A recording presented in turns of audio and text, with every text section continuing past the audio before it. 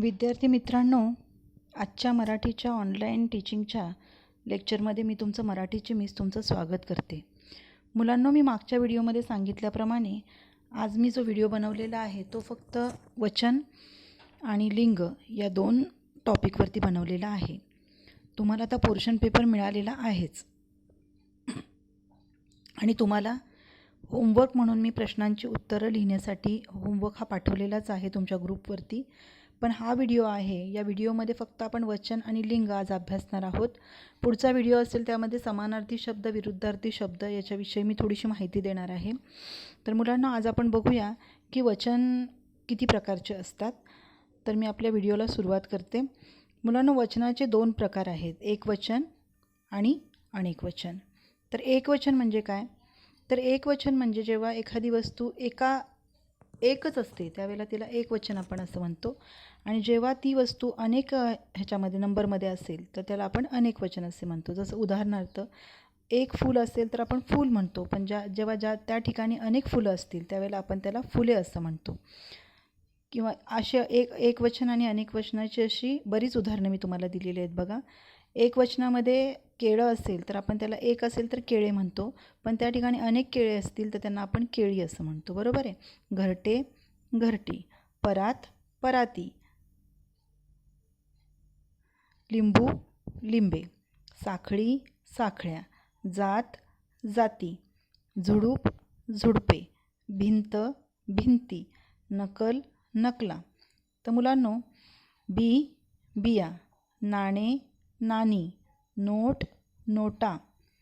तर अशा पद्धतीने आपण काय पाहिलं, ही मी तुम्हाला फक्त एक उदाहरणादाखल हा व्हिडिओ बनवलेला आहे. अशा पद्धतीचे तुम्हाला तुमच्या एक्झाम्समध्ये एकवचन आणि अनेक वचनाची तुम्हाला सोडवायला उदाहरणं येऊ शकतात. तर तुम्ही काय करायचं आहे, याचा चांगला अभ्यास करायचा आहे. त्यानंतर दुसरा जो टॉपिक आहे तो आहे लिंग. लिंग म्हणजे आपण ज्याला इंग्लिशमध्ये काय म्हणतो तर जेंडर. तर जेंडरमध्ये आपले मूळ 3 प्रकार पडतात. एक आहे पुल्लिंग म्हणजे मस्क्युलाइन जेंडर, एक आहे स्त्रीलिंग म्हणजे फेमिनाईन जेंडर, आणि एक आहे नपुसकलिंग म्हणजे न्यूटर जेंडर. ओके. तर मस्क्युलाइन, फेमिनाईन आणि न्यूटर. तर आपण बघणार आहोत आता पुल्लिंग, स्त्रीलिंग. ज्या नामावरून स्त्री जातीचा बोध होतो ते स्त्रीलिंग असतं. म्हणजे ज्या नाऊनवरून आपल्याला फिमेल जेंडर कळतं त्याला आपण काय म्हणतो, स्त्रीलिंग म्हणतो.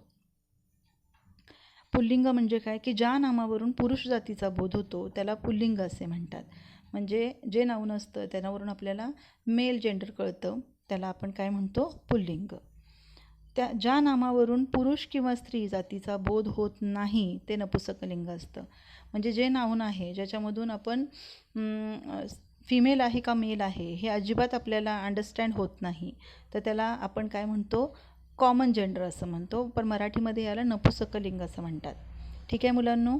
तर आत्ता आपण कोणते कोणते 3 लिंग बघितले, पुल्लिंग, स्त्रीलिंग आणि नपुसकलिंग.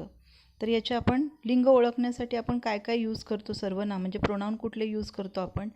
तर जर पुल्लिंग असेल किंवा मॅस्क्युलाइन जेंडर असेल तर आपण त्याला तोने ओळखतो. म्हणजे सपोज आता तो फळा आहे किंवा ब्लॅकबोर्ड आहे तर आपण त्याला म्हणताना ती फळा म्हणत नाही तर त्याला आपण काय म्हणतो, तो फळा. बरोबर आहे. त्यानंतर स्त्रीलिंग ओळखताना आपण ती हे सर्वनाम म्हणजे आईला तर आपण ती आईच म्हणतो. बरोबर आहे. किंवा एखादी वस्तू आहे म्हणजे समजा कळशी आहे तर आपण ती कळशी असं म्हणतो, तो कळशी वगैरे असं म्हणत नाही. ते हे शब्द सर्वनाम वापरून तुम्ही काय करू शकता, लिंग ओळखू शकता. नपुसकलिंग, आता विद्यार्थी आहेत, अनेक विद्यार्थी बसलेले आहेत तर त्या विद्यार्थ्यांमध्ये मुली पण आहेत आणि मुलं पण आहेत, पण आपण कॉमनली त्यांना काय म्हणतो, विद्यार्थी म्हणतो. विद्यार्थी विद्यार्थिनी. बरोबर आहे. मग ते विद्यार्थी अशा पद्धतीने आपण किंवा अशा पद्धतीने आपण काय करतो ते संबोधत असतो. आता पुल्लिंग आणि स्त्रीलिंगाची काही उदाहरणं आपण बघूया. पुल्लिंगामध्ये राजा असेल तर आपण काय म्हणतो, तो राजा, आणि राणी असेल तर ती राणी. म्हणजे पुल्लिंग आणि स्त्रीलिंग. त्यानंतर भाऊ आणि बहीण, तर भाऊमध्ये तो भाऊ आणि ती बहीण, म्हणजे तो आहे ते पुल्लिंग आहे आणि ती आहे ते स्त्रीलिंग आहे. त्यानंतर साधू आणि साध्वी, तर साधूला आपण तो साधू म्हणतो आणि साध्वी असेल तर तिला आपण ती साध्वी असं म्हणतो. म्हणजे तो आहे हे पुल्लिंग आहे आणि ती आहे हे स्त्रीलिंग आहे. त्यानंतर वर आणि वधू म्हणजे नवरा आणि नवरी, बरोबर. तर तो वर किंवा तो नवरा आणि वधू म्हणजे ती नवरी असं आपण म्हणतो, होय की नाही. मग तो असेल तर पुल्लिंग आणि ती असेल तर स्त्रीलिंग. तर अशा पद्धतीने आज आपण काय अभ्यासलेलं आहे, वचन आणि लिंग. पुढच्या व्हिडिओमध्ये मी थोडे समानार्थी शब्द आणि विरुद्धार्थी शब्द तुम्हाला फक्त रेफरन्ससाठी देणार आहे. परीक्षेला तेच येतील असं नाही, तर आपण त्याच्या फक्त एक अभ्यास करण्यासाठी आपण ते घेणार आहोत.